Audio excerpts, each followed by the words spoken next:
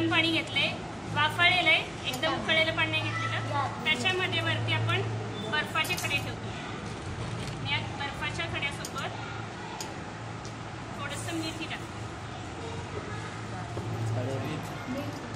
याच्यामुळे काय होतं, टेबल हलवून याच्यामुळे काय होतं, थोडंसं पाणी टाकायचं आपल्याला त्याच्यात.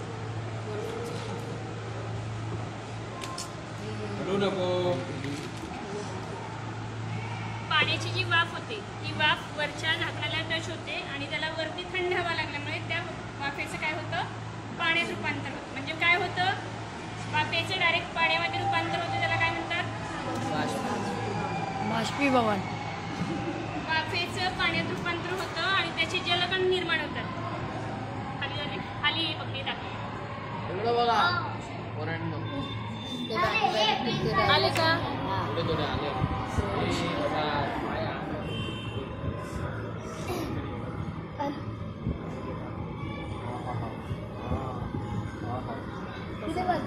मीठ का टाकलं,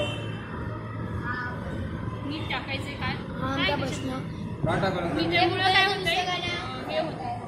का टाकायला लागतं सूर्य, मीठ नाही टाकलं असतं काय झालं असतं, बरं कसं ठेवलं असतं,